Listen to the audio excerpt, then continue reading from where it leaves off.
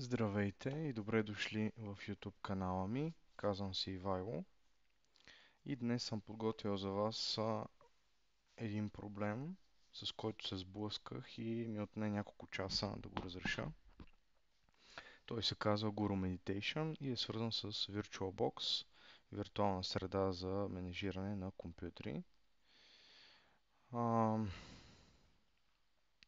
Подготвил съм за вас в случай, че желаете изцяло да го деинсталирате и инсталирате отново команди. Командите са sudo apt purge virtualbox. С тази команда изцяло ще го деинсталираме и както него, така и свързаните с него файлчета, конфигурационни файлове. След което е хубаво, това се уверих в последствие, след като на няколко пъти деинсталирах,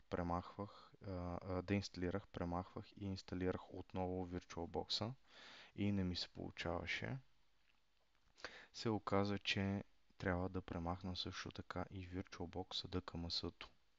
Сега след малко ще ви обясня какво представлява VirtualBox DKMS-то.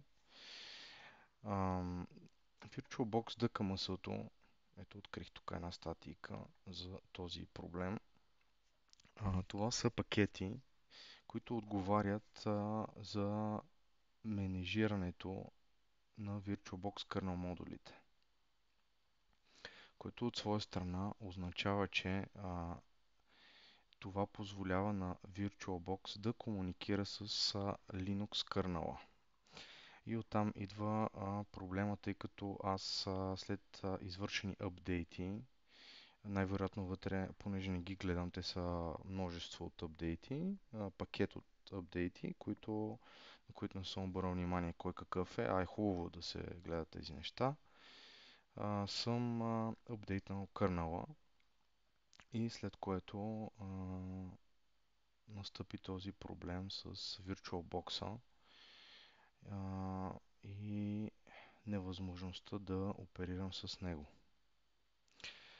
Тук тези стъпки са в случай, че не сте деинсталирали VirtualBox. Сега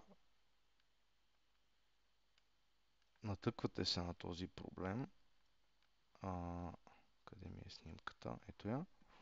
Натъквате се на този проблем и просто решавате да апдейтнете системата и след което просто да инсталирате тези модули VirtualBox DKMS-то.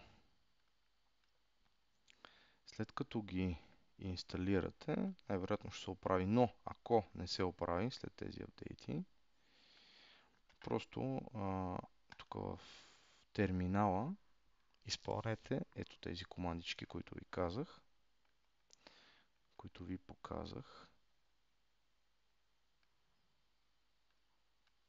Ето така. Sudo apt purge VirtualBox. Но нека да не ги изпълнявам, тъй като в момента ми работи VirtualBox-а. След което ремуваме VirtualBox за къмъсъто и просто последно правим това. Sudo apt. Apt може и get, може и само apt purge. Т.е. apt install VirtualBox. И го инсталираме. Може и да посочим версията 7.1.1. Сега мисля, че тази е последната версия, която той ще се инсталира и ще може да го използваме. Ето тук в момента ми работи една машина.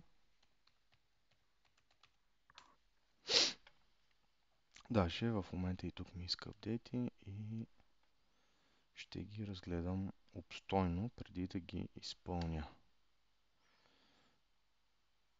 Това е за днес. Благодаря.